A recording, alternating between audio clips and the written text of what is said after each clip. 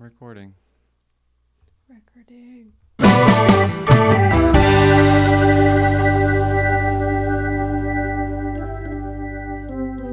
Favorite. Yep. What do you got there, Mrs. Ryan? How are you? Hello, everybody. Hello.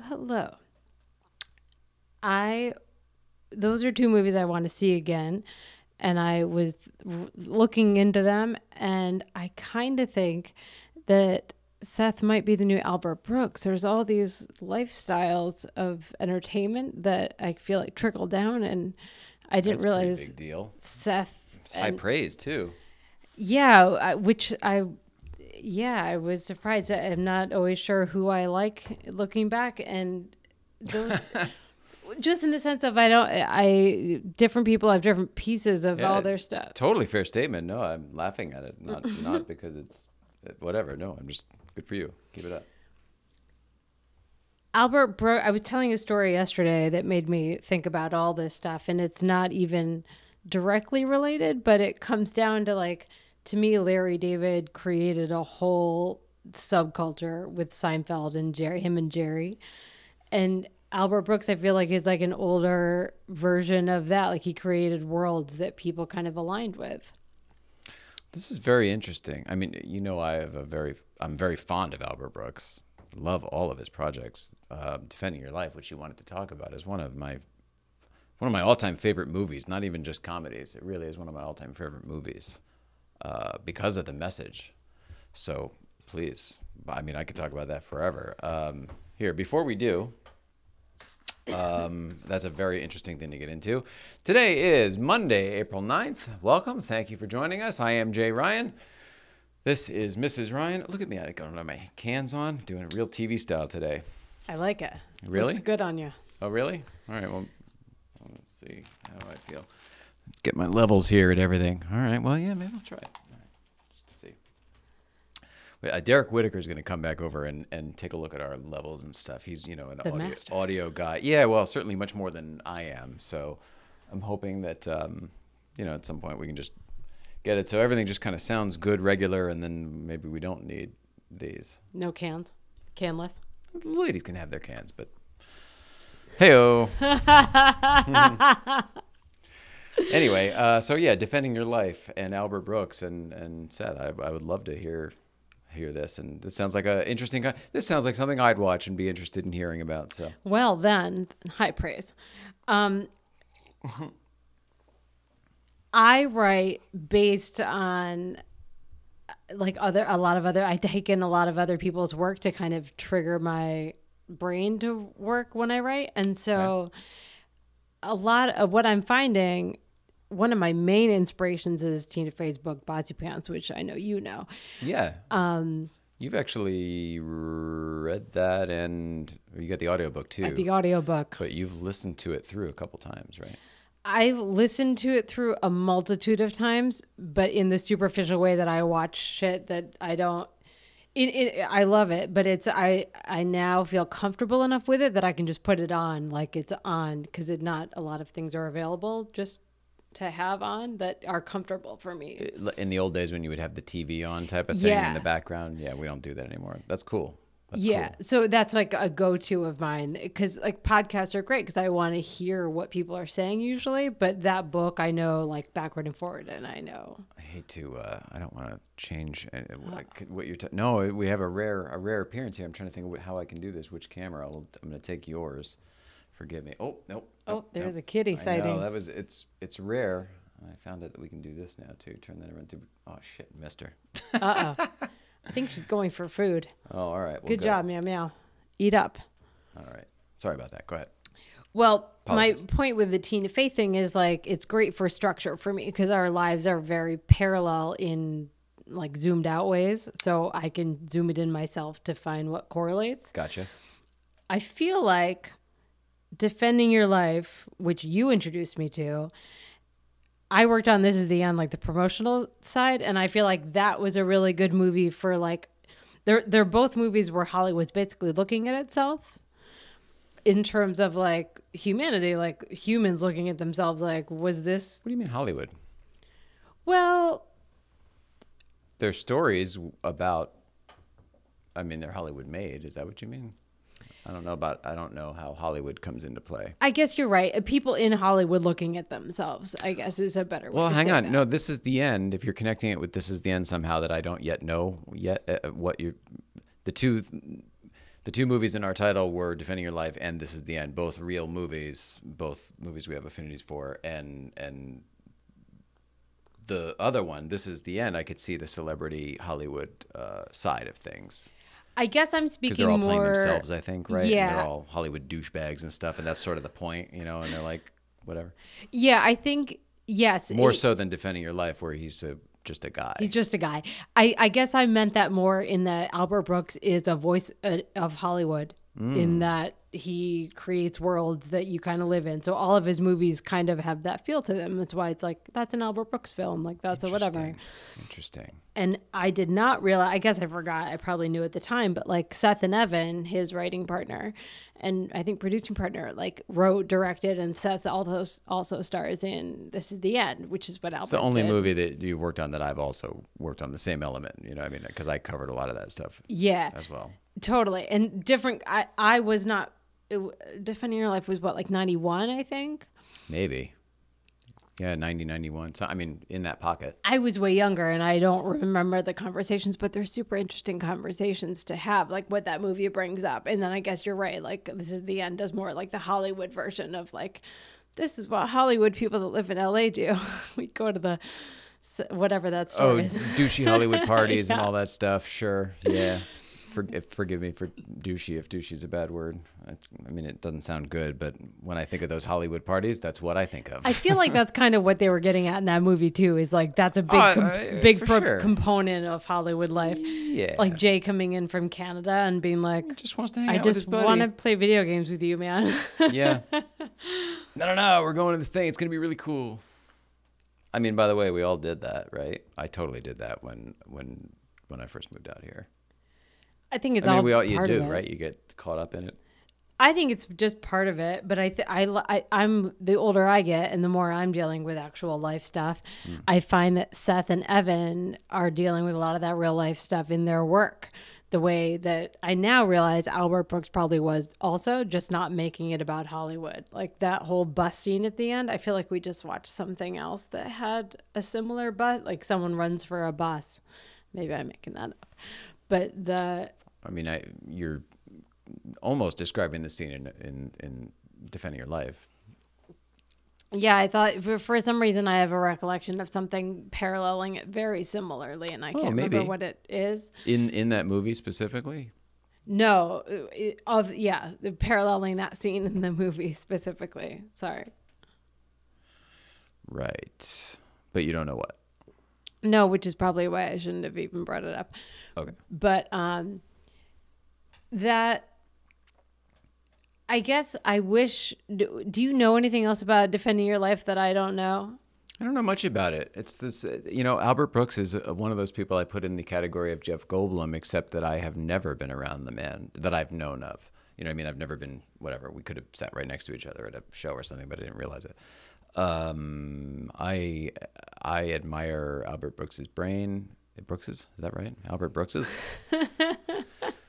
I admire Albert's brain, and his outlook on life. I feel that given the opportunity, if we ever meet one day, I feel like we would have some stuff to talk about. Okay. You know what I mean? So it's almost like the Jeff Goldblum, where I never put any effort Didn't look into it. You know what's funny? And here's what substantiates my my theory on this. At least was we went to producer Kate. Hi, Kate. Hi, Kate. Hi, Kate. How we doing, Kate? We were at just an evening, a dinner party or whatever at Kate and Andrew's house. And a fella was there who I took a liking to, and ended up, we chatted each other's ear off all night. And it turned out to be Demetri Martin, who turns out to be an incredibly funny comic. And I knew that they used to work together on The Daily Show, like before he was talent, before he was on the air. Demetri Martin, he used to be like a I don't even know, an assistant something or other at Or a booker or an audience guy? might have been, yeah, audience coordinator, I think maybe. I don't know. The Daily Show is so cool and awesome in that kind of like there's an element of everybody does everything because they're all in it together. I've never seen a show more family oriented than The Daily Show just because of how that is. But anyway, excuse me, totally got tripped up on what I was even saying there. Where was I going? Demetri, dinner Oh, yeah, party. yeah, yeah. So we ended up chatting about stuff, about comedy, about Letterman, about old Letterman, about, late night, NBC. Really old era Letterman. Letterman versus Okay. old man Letterman. And I'm looking up at a picture of Demetri now. We just had like a million different conversations. I don't want to put too much weight onto this, but I had no idea that he was famous. And it turns out like one of the stories that night was how he had the exact same type of situation, but like he just found himself with Albert Brooks. Now he of course knew who Albert Brooks was, but the same kind of, they just went into it the way he described it, just kind of fell into it, and it was very natural. And I hope that if I am ever gifted with the opportunity to meet and spend some time with Albert Brooks, that it would go the same way. I feel like I'm a would. very big fan of his brain, and I'm not. And that's it. I'm not a fan otherwise. You know what I mean? I have nothing really to say to the man other than if I meet him sometime being like, right on. Good job. And yeah. And any advice? I mean, because I like the way you look at the world and you've got a few years on me. Like, what, that kind of thing. Was he on an Really respect him a episode lot. of Comedians in Cars with Jerry? I forgot. No, but all right. Well, I don't know if people know that. His brother is Super Dave Osborne. So he's been on twice. Bob Einstein. I always forget that until it gets brought I think up. that's right. Oh shit! I hope that's right. We need a redactions thing or whatever, because I once told you that Meryl Streep was in a Martha Stewart movie of the week. That's not true, folks. That's totally not true. And I wasn't lying. It wasn't intentional. What I meant was I had the actress wrong. She's still a big actress, but she's like a big TV actress who's done some movies. She was on Moonlighting with Bruce Diehard, Bruce Schultz Glass. Bruce, Doesn't matter. Demi The famous Moore, guy. Yeah, exactly. Willis. Thank you. Fucking Diehard.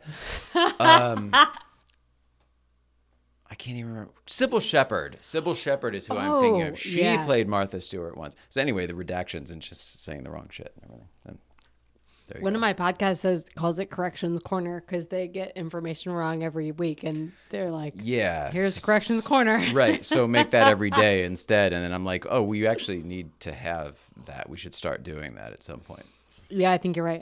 I need to take notes for myself when I get wrong too. Now that like people are actually like talking to us at events and stuff, or whenever we're just in general, just when we're out or whatever, if someone's seen it and they want to talk about something from an episode or whatever, or they want to correct you, which is one of those like, oh, right. That happens quite a bit actually. And good, because sometimes you don't know. And sometimes, we don't just watch all of these back.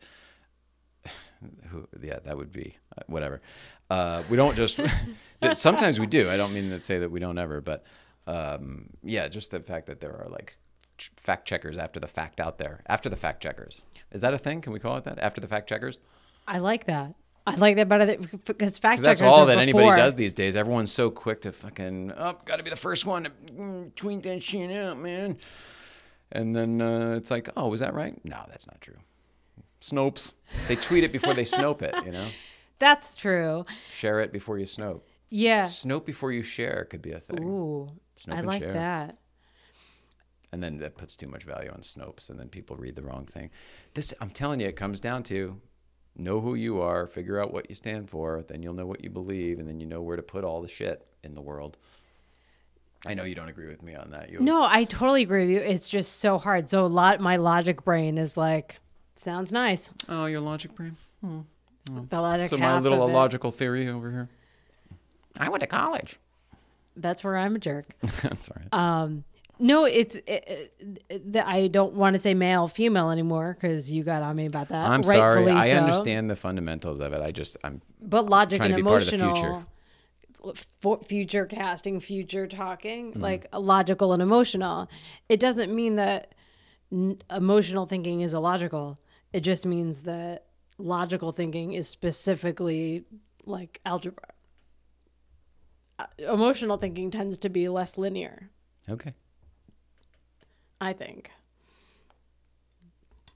But did I get off? No.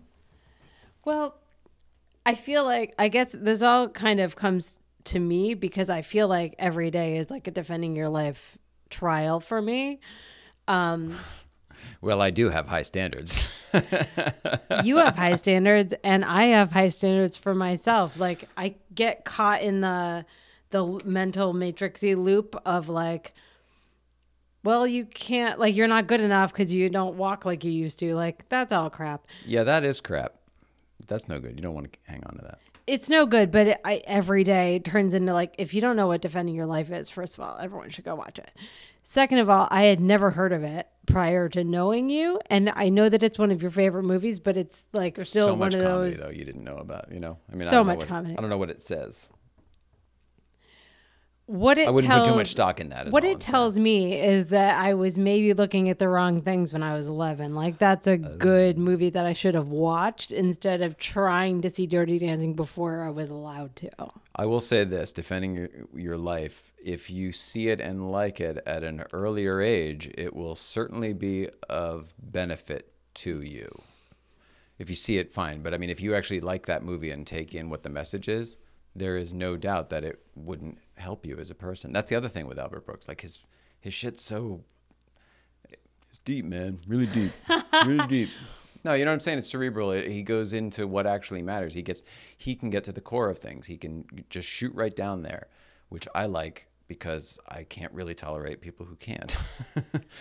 And I watch these things back sometimes, and when I'll have not had a fully formulated thought, you know, I'm just kind of whatever, and then I get caught up in the energy and the brain activity that's going on in the room, and I'm just like, yeah, totally, and blah, blah, blah, blah. And I watch it. If I do watch it back, secret, we watch them all. No, just kidding. It's a handful, definitely. Yeah, I just can't stand it about myself. So that's why I think I get more sensitive when I see it in other people. That's a good point. I see. Yeah. Yeah. You must. Anything you don't like in yourself, you can't stand seeing it mirrored back, right? Yes. That's why everyone's so quick to be like, you this, you that. Like, guess what, dude? No, that's actually you, and you don't care for that about yourself. And that's okay. You probably shouldn't. But I have a girlfriend I talk to, and we both say like stuff like that to each other, and Who's downstairs. Oh, nice. And we always follow it up with, well, I'm really just saying that to myself. You just happen to be here. Yeah. So, that's good that you have somebody for that, though. I mean, that's its own great thing. That not only just that you know that you can do that, but having somebody is a gift. Well, it's a huge gift, and I'm not always good at keeping things like that around. You're really good as a straight mirror, and she's like a funhouse mirror for me in that we can both talk like different ways. Because when we first met, I started calling her out on what she was saying, the way is often done to me. And she was like, no, I'm just thinking. That's just one half of it. So she talks non-linearly the way I do. So I don't think you guys are alone. I think that's the world these days. I'm just trying to get around it. I'm trying to say like, hey, I don't consider this to be a good thing. I think I know the root of some of it, and I think that it's not too late to fix it. We don't have to get to Idiocracy and Wall-E and everything. That's the thing. We were talking about future movies and future casting and stuff, and how like we're already living in Back to the Future 2, and we've sort of surpassed it, etc. But there's kind of a gap. Well, then it jumps straight to Wall-E and stuff like that. Well, let's know that, and let's avoid it. Let's avoid Idiocracy, or I am Peyton, whatever he said. I love that movie. It's a great movie. When that one came out, that's not a good thing, though. No, all the reviews were horrible, and no one thought it meant anything. And I'm so with you. There's so many movies like that in hindsight that I'm like, oh, I bet that was actually a much more relevant movie than anyone gave it credit for being. I'm trying to think. I'm a big fan of Mike Judge too, and that was his. And he's so famous for Beavis and Butthead and all that stuff. And Office Space, I guess people know from Office Space as well, which is good. I've been such a fan of his forever, and a surprise goes back to when he used to guest on Letterman, because I didn't really get into Beavis and Butthead while I thought it was funny. He guested on Letterman? Yeah, he would guest all the time, and Dave really, really liked Beavis and Butthead. Okay. So they would actually do stuff together, and I think there was a bit when Dave hosted the Oscars, they did a thing, whatever, a whole bunch of stuff. Anyway, so I've always been a Mike Judge fan. That movie, to me, I was like, I didn't necessarily get it when it came out because I didn't understand the future casting of it all. I thought it was just like a conceptual piece, you know what I mean? Versus like, no, y'all, hey, this is real, and I can see it happening, and we all should. I trusted him. What I'm getting at is I liked him enough already that I trusted him as a credible source. So I gave it, a second view and like a get in deeper with Idiocracy. And that's why that movie resonates with me. I mean, I held on to it then because I took the time to do it. Anybody could watch it now and be like, holy shit, this is no joke. Yeah, look outside. Yeah, but 15 years ago or whenever Yeah. it came out, it was Couldn't kind see of it like, then. yeah, it was just a shade ahead. It was like hadn't quite crested the horizon, Yeah, I loved it. I saw like a screening like early because we were trying to work with someone involved in the movie, and I don't remember if we actually did work with that person, but I found the movie so fascinating, and that's one of the troubles of seeing movies early. I know, like big problems, but not having as many people to talk to about them because when it came out, a lot of my friends had already moved on to something else or they didn't like it. So I lost that. Do you sense the irony in any of this? Yeah. You guys were leading the charge on the bullshit that movie's about. This like, I thought it was really good, but then I don't remember what happened. Totally didn't hang on to the blah, blah, Here's blah, the blah, deal. blah, blah, That blah, I blah, forget blah. when that movie was, but it was before. Like there was a specific transition in my career where I went from being super thoughtful and like crafting intelligent ways to sell things versus responding to how everyone else wanted something sold. So this was in the first half that was really thoughtful and like, how do you go about that? And so had a bad experience on a talk show. Like, how do you rectify that in any way so that everyone's comfortable having that happen? Like, How do you? Is there a way? How do you make everyone comfortable on a talk show? that comes down to having third parties speak on your behalf because it doesn't always work. But being able to lay the foundation work that someone's different than they used to be goes a long way if you trust the person telling you that. Oh, I'm just talking about source credibility.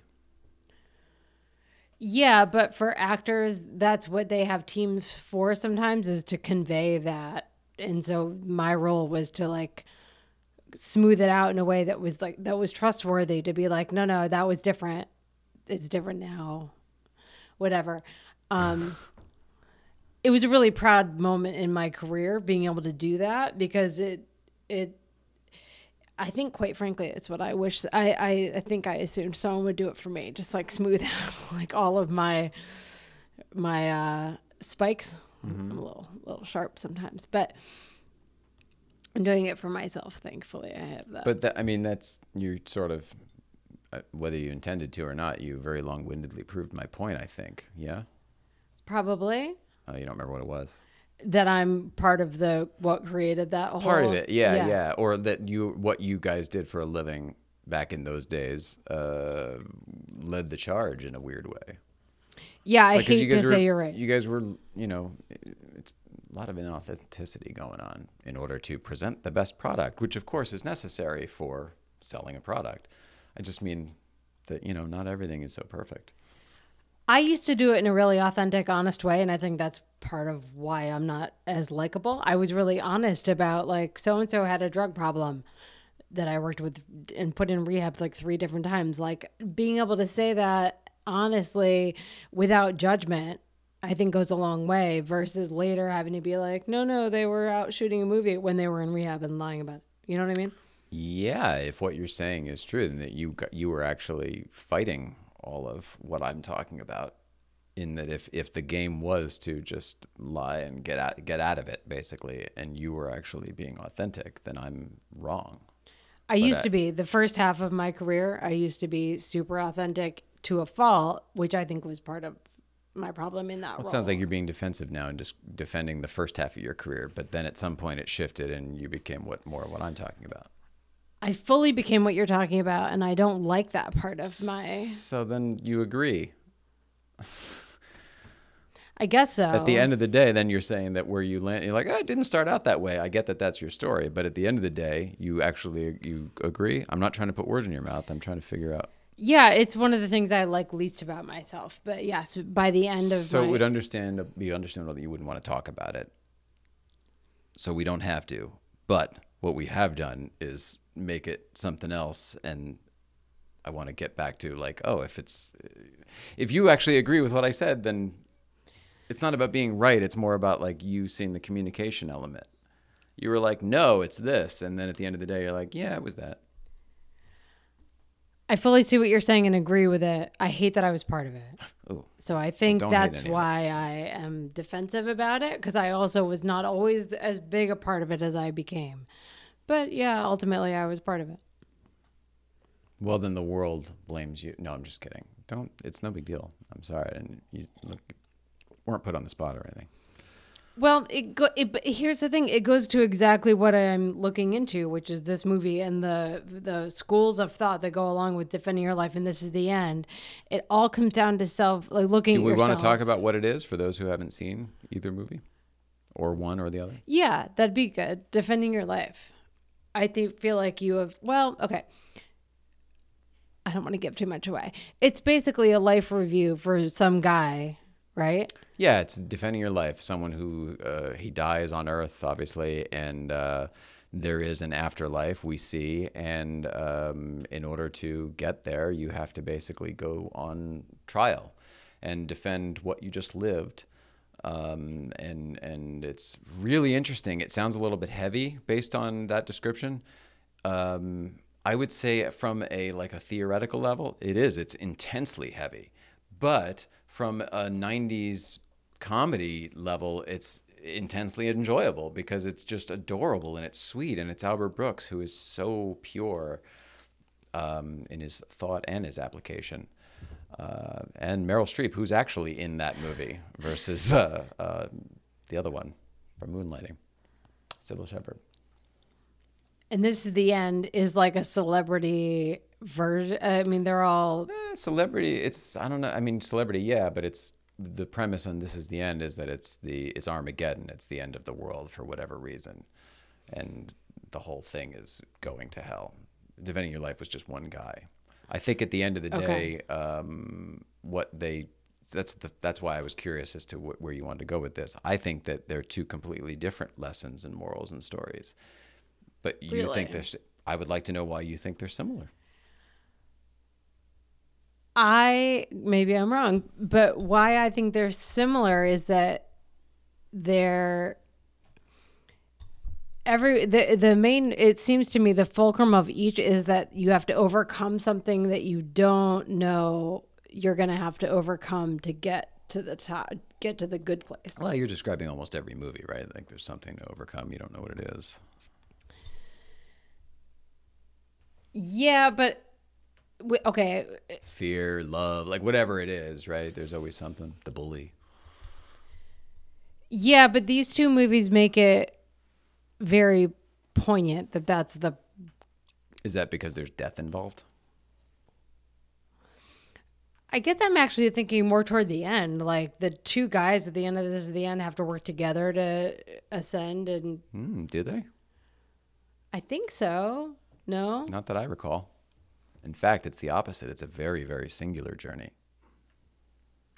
Shows me. That's why I'm curious. That's why I'm asking questions versus talking. I'm curious to hear what you think.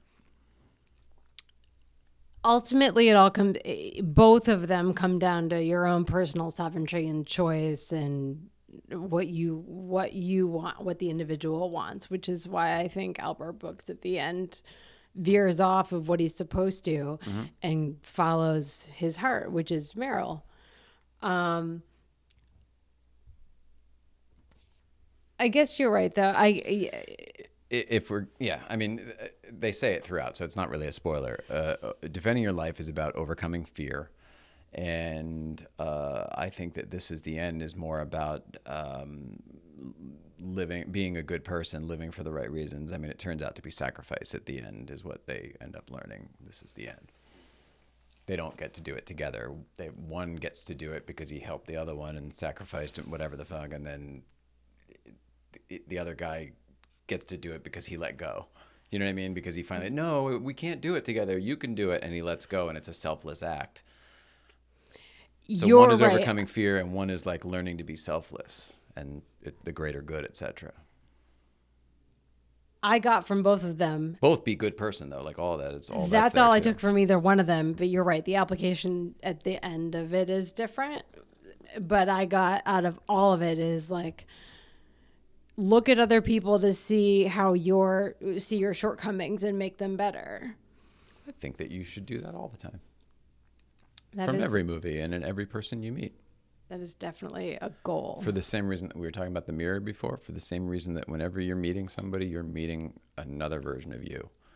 You know what I mean? Like, we're all the same.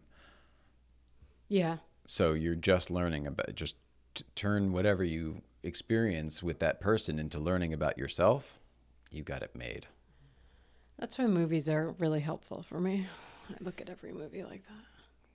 Yeah, and that's great to a certain point. To a certain point, and then you have to get outside of It's it. like it's like that's the primer. Like you watch the movies to find out, oh, there's the different personality types. Here's the different type of people. Oh, he's doing that. Oh, she's doing that. Just don't hang your hat on any of it. Take it in like an amalgamation of information.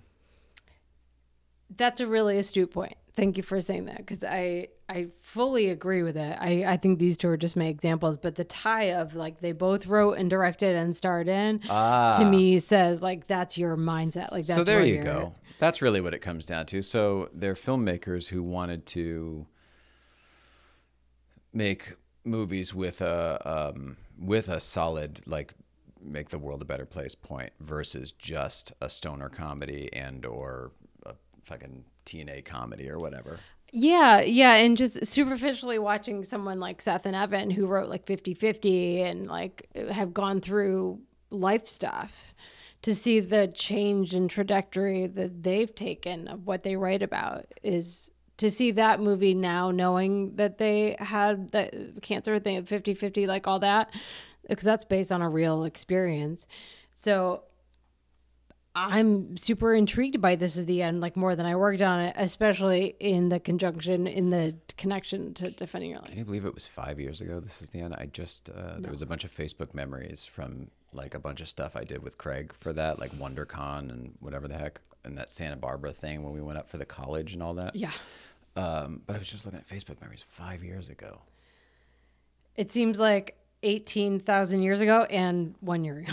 It's interesting. What, you were super bad? 07 or 08? 07, right? I think 07. We, I always talk about, somebody said, did you see the whatever? Did you see the whatever? Like new movies coming out. And I don't see new movies coming out. I don't enjoy that experience. I don't like it. And I always tell people, like, the last movie I saw in the theater was super bad. And that's a half truth. It's true that that's the last movie I saw in a regular theater. Like, that's the last time I bought a movie ticket. But we've seen screenings, professionally in other places. So that's like, I mean, it's not exactly. But that was the last viewing experience you chose to go to. Right, several times, yeah. But what's interesting is This Is the End is the last movie I've actually seen in the theater, I think. And gosh, I don't know how many times we saw it because of those screenings that we were doing all over the place. And I think we saw it on Blu-ray. I don't know, within a couple years ago, we saw it on Blu-ray, and that movie holds. That movie's really good. It's much better than I think people gave it credit for. At the time, it really was just a Seth Rogen movie or whatever. Like, give This Is the End another watch, anybody, especially if you're like, like an enlightened soul, or somebody's just kind of like thinking outside the box a little bit. Get into the story of it, and it's pretty cool. And it's really goes deeper. Yeah, I like that it's all of them, being like making fun of themselves and stuff. I like that.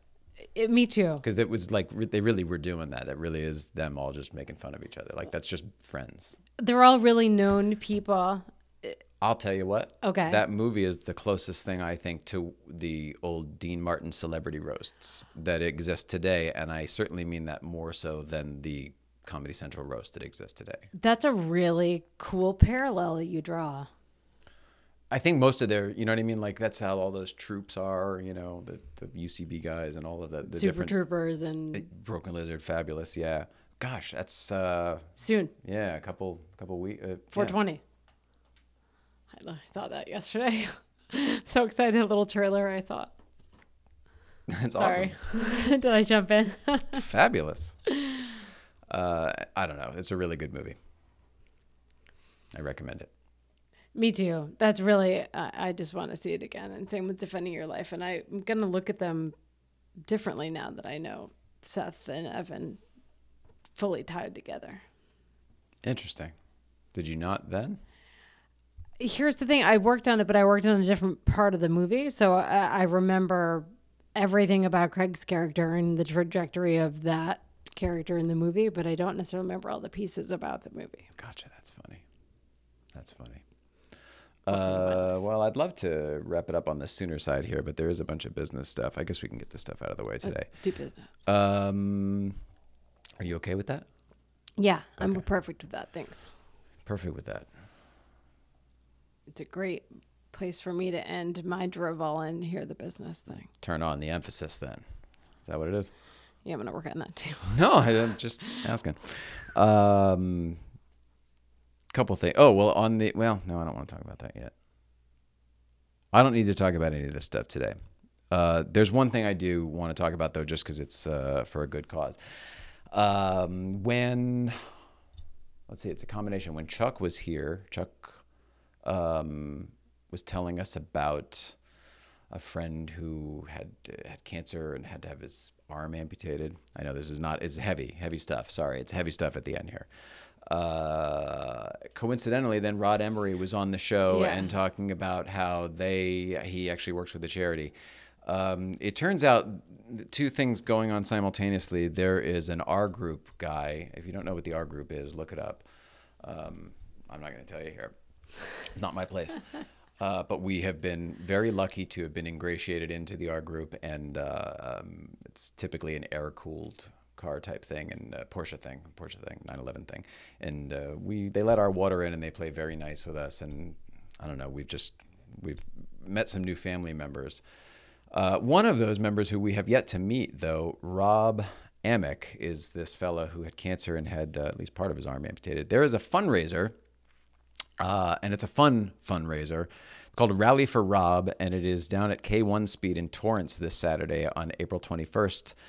9 in the morning. Get there early, I would say, because it's going to fill up. I have a feeling. But 9 to 11, they're doing it's a specific 9/11 R-Group invitational race. That's so cool. It sounds like it's going to be a fun thing. It's certainly a good cause. I will tell you that we've been, I told you how good we've been treated. This is definitely a family type atmosphere. So, when one person's down, everybody pulls together, and that's kind of the point of it all. So,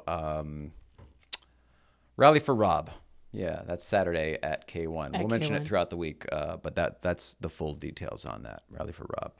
Saturday, April 21st at K1 Speed. There's tons of Porsche stuff going on this weekend because it's Luftgekühlt, it's Festival Speed. There's tons of stuff. That's all this weekend? Sorry, whatever. It's 2 weeks, whatever it is. But there's up. tons of stuff that weekend. But it's K1 Speed. Where this is located, it's right near everything. It's like damn near blocks from Luftgekühlt where it's going to be and everything. So you can do this as well as other things. And then if not, there's a GoFundMe as well, and we'll put that up throughout the week as well. Very cool. All right. I love you, Mrs. Ryan. Love you. Thank you. And we love all of you at home. Love you guys. Talk to you later. See you tomorrow.